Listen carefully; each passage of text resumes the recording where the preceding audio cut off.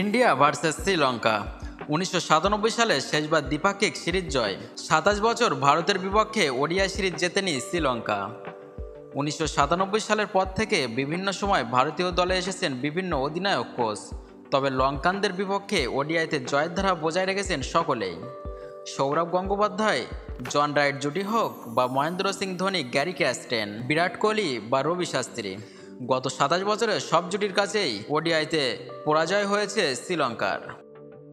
আজ থেকে শুরু হয়ে গেছে ভারত শ্রীলঙ্কায় একদিনের সিরিজ। প্রথম ম্যাচে শুরুতে ব্যাটিং করছে লঙ্কানরা। শুরুতেই ধাক্কা দেন মোহাম্মদ সিরাজ। এই ম্যাচে মাঠে ফিরেছেন বিরাট কোহলি, রোহিত শর্মারা।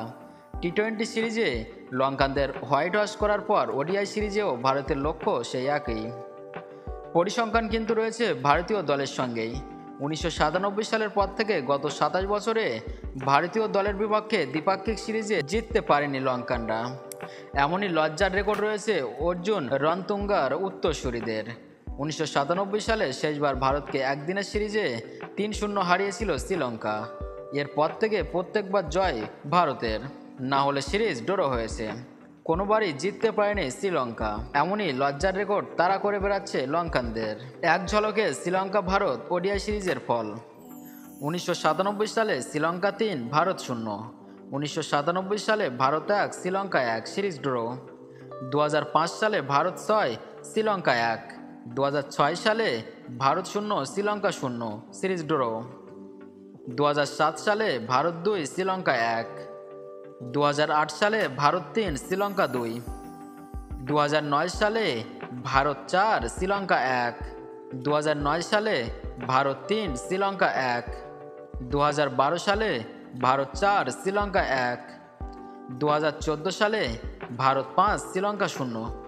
২০১৭ সালে ভারত ৫, শ্রীলঙ্কা ০। ২০১৭ সালে ভারত ২, শ্রীলঙ্কা ১। ২০২১ সালে ভারত ২, শ্রীলঙ্কা ১।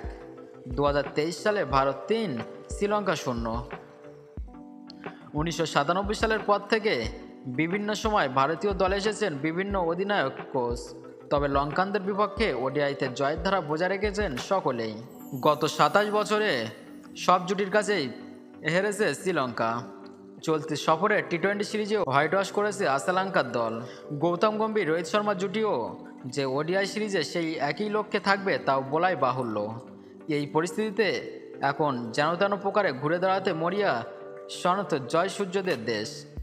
২রা আগস্ট থেকে শুরু হওয়া ৩ ম্যাচের সিরিজ চলবে আগামী বুধবার ৭ই আগস্ট পর্যন্ত।